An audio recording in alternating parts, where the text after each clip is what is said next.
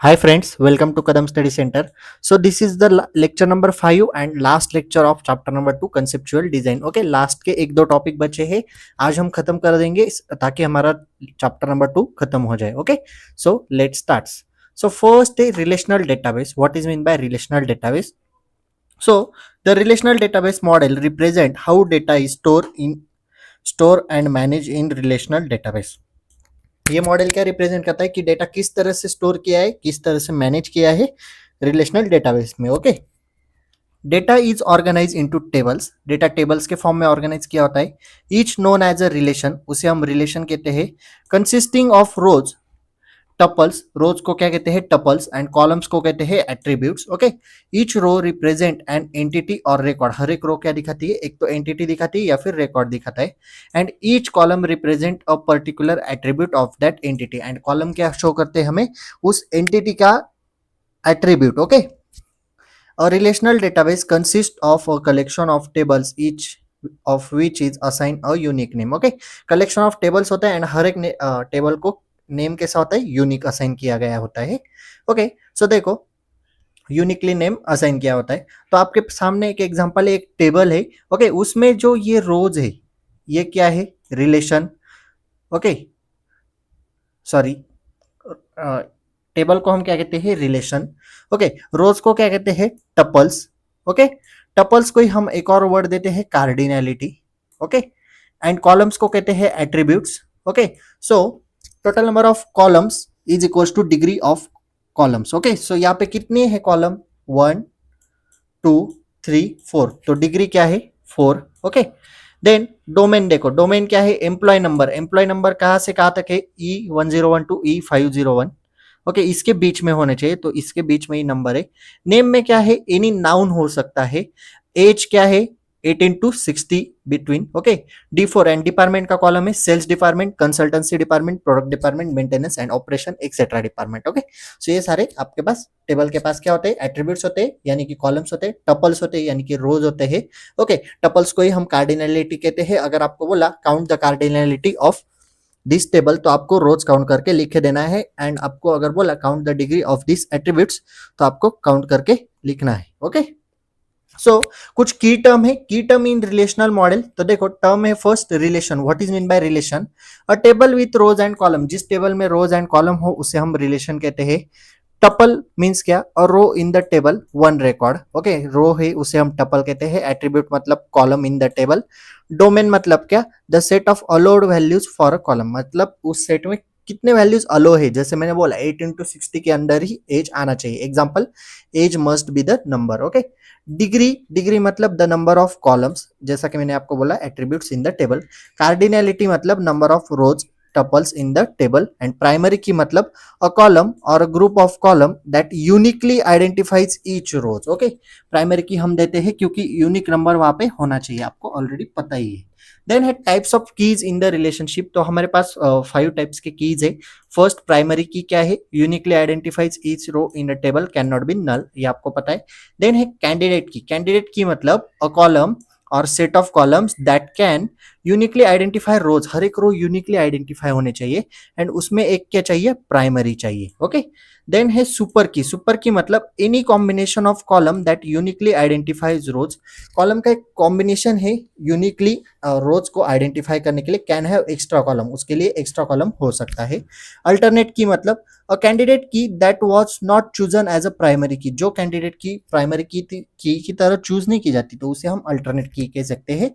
ये सब हम जब एसक्यूएल पढ़ेंगे तब आपको, मतलब जो लैंग्वेज में हम नेक्स्ट असाइनमेंट करेंगे तब आपको पता चल जाएगा. ओके, देन है फॉरेन की. फॉरेन की मतलब key that links to the primary key of another table use for relationship. Okay, foreign key और सुपर की आप एक जैसे बोल सकते हो. ओके, देन हमें पढ़ना है difference between DBMS and RDBMS. Okay, हम सेमेस्टर 3 में डीबीएमएस सब्जेक्ट पढ़ रहे हैं, सेमेस्टर 4 में हमें आरडीबीएमएस पढ़ना है. Okay, relational database management system. And DBMS मतलब database management system. Okay, so first point है, database is a software that is used to define क्या डिफाइन करने के लिए, create and maintain a database and provides control access to the data. Okay, हम क्या करते हैं डेटा डीबीएमएस सॉफ्टवेयर में डेटा को डिफाइन करते हैं, क्रिएट करते हैं, मेंटेन करते हैं। ओके, आरडीबीएमएस क्या है, it is a advance version of DBMS. DBMS का ही एक आगे का वर्जन है, यानी एडवांस वर्जन है। RDBMS is a based on the relational model of data propose by EF Codd in 1970। तो आरडीबीएमएस किसने फाउंड किया था, ईएफ कॉड इन 1970। ओके, बस डिफरेंस याद रखो, पेपर में आ सकता है। Data is store in the navigational और hierarchical model in files. Okay, data किस फॉर्म में स्टोर होता है, हायरार्चिकल मॉडल या फिर फाइल्स में। डेटा आरडीबीएमएस में देखो, data is store in the relational model in tables, और आरडीबीएमएस में क्या होता है, डेटा टेबल के फॉर्म में स्टोर होता है। थर्ड पॉइंट है डीबीएमएस में data access require more time, data access के लिए ज्यादा टाइम लगता है। आरडीबीएमएस में फास्ट हो जाता है as compare to DBMS. Fourth point है it suppose single user, DBMS में सिंगल यूजर होता है, आरडीबीएमएस में मल्टीपल यूजर को वो सपोर्ट करता है। DBMS deals with the small quantity of data, DBMS के पास स्मॉल क्वांटिटी ऑफ डेटा होता है, and RDBMS deals with the large amount of data. DBMS supports 3 rules of EF Codd out of 12 rules. Okay, EF Codd ने जो 12 rules बनाए थे उनमें से सिर्फ 3 रूल फॉलो करता है DBMS, and RDBMS minimum 6 rule follow करता है। DBMS data elements need to access individually, हर एक एलिमेंट को हमें सिंगल मतलब इंडिविजुअली एक्सेस करना पड़ता है, वैसे आरडीबीएमएस में नहीं है। आरडीबीएमएस के में क्या है, multiple data elements can be access at same time में मल्टीपल डेटा एलिमेंट्स एक्सेस कर सकते हैं। डीबीएमएस देखो, distributed database are not supported. Okay, उसमें डेटाबेस सपोर्ट नहीं करता, एंड आरडीबीएमएस में distributed database are supported. Okay, so ये डिफरेंस पर याद रखो, आपने अभी तक आरडीबीएमएस पढ़ा नहीं है लेकिन फिर भी डिफरेंस याद रखो। ओके, अभी लास्ट टॉपिक है इस चैप्टर का, ER diagrams. Okay, ER diagrams में आपको एंटिटी पता है, रिलेशन पता है, एट्रीब्यूट्स पता है। ओके, ये सब कंसेप्ट हमने ऑलरेडी पढ़ के रखे हैं। अभी हम ईआर डायग्राम देखते हैं, क्वेश्चन किस तरह से होता है। तो क्वेश्चन देखो, थोड़ा स्क्रीनशॉट है ना, डबल प्रिंट हो गया है, इसलिए ध्यान से देखो। Construct and ER diagram for a car insurance company, हमें कार इंश्योरेंस कंपनी के लिए क्या करनी है, ईआर डायग्राम कंस्ट्रक्ट करनी है। That as a set of customer, उसके पास कस्टमर होंगे, ईच कस्टमर्स ओन्स वन और मोर कार्स। सो कस्टमर एक कार ले सकता है या फिर ज्यादा कार्स भी ले सकता है। तो रिलेशन कैसा हुआ, कार एंड कस्टमर के बीच में 1 to many का रिलेशन आएगा। Okay, each are associated with more cars, each can be associated with 0 to any number of records accident, और हर एक कार एक तो उसके 0 नंबर ऑफ एक्सीडेंट होंगे या फिर 0 या मोर नंबर ऑफ एक्सीडेंट्स होंगे। ओके, और कार और एक्सीडेंट्स के बीच में रिलेशनशिप कैसे आएगा, एक्सीडेंट क्या है, वीक एंटिटी आएगी। क्यों, अगर कार है तो एक्सीडेंट होंगे ना, कार नहीं है तो एक्सीडेंट होंगे क्या, हो सकते हैं, लेकिन यहाँ पे कार है ना, आप पैदल चल रहे हो तब भी आप एक्सीडेंट हो सकता है, आप ऐसा बोल सकते हो, लेकिन यहाँ पे कार का सब्जेक्ट चल रहा है। ओके, कार हमें ईआर डायग्राम निकालनी है, तो कार होगी तो ही एक्सीडेंट होगा, इसलिए एक्सीडेंट क्या आएगी, वीक एंटिटी आएगी। ओके, सो यानी एक्सीडेंट डिपेंड किस पे है, कार के ऊपर। तो हमने सबसे पहले कार एंटिटी निकाली। ओके, कार की डायग्राम ड्रॉ की, रिलेशन दिया, कार की निकाली, कार कस्टमर रिलेशन है एंड एक कस्टमर की एंटिटी दी। ओके, रिलेशन है कस्टमर एंड कार में 1 to many, यानी 1 कस्टमर मेनी कार बाय कर सकता है। तो कार को हमने एट्रीब्यूट्स दिए, मॉडल, कस्टमर आईडी, आप ज्यादा भी दे सकते हो, नेम, फोन नंबर आपके हिसाब से।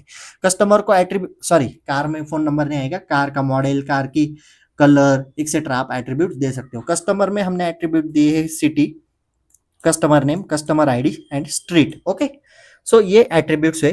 एंड कार को हमने 1 to many रिलेशनशिप से दिखाया है कार एक्सीडेंट से।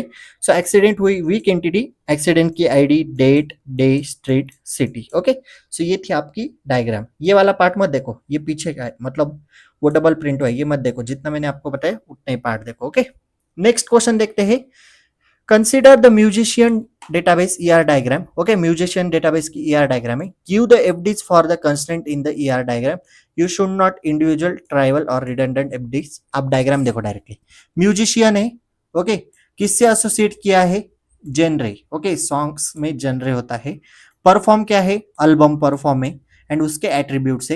एंड एल्बम का रिलेशन किसके साथ है, एल्बम हैज ट्रैक, अगर एल्बम हुए तो ही ट्रैक होगा, इसलिए ट्रैक क्या किया है, वीक एंटिटी दिया है। एंड ट्रैक ऑन, ट्रैक किसके ऊपर होता है, सॉन्ग के ऊपर। ओके, सो इस तरह से ये ईआर डायग्राम डिजाइन की होती है, और एक ईआर डायग्राम का पिक्चर है, ये आप खुद कर लो। ओके, सो ईआर डायग्राम निकालना इजी है। एंटिटी फाइंड आउट करो सबसे पहले क्या क्या एंटिटीज है, ओके, एंड एंटिटीज के ऊपर से उन दोनों एंटिटी में one to many, many to one, okay, many to many relationship दिखाओ, ओके, रिलेशनशिप आप डायमंड शेप में दिखाते हो, एंटिटीज रेक्टेंगल शेप में, एंड जो इलिप्स शेप है उसमें हम एट्रीब्यूट्स देते हैं, ओके। सो यहाँ पे अभी हमारा सेकंड चैप्टर हमारा खत्म हुआ, okay. So if you have any doubt regarding this lecture, please ask in comment section or you can DM me on Instagram, okay. Notes are available on telegram channel link is available in description box, okay. IMP questions आपको मिल जाएंगे first and second chapter के, okay. So if you like this video, please like, share and subscribe to our channel and share this video with your friends. So that's it for today. Till then, tatas, bye bye.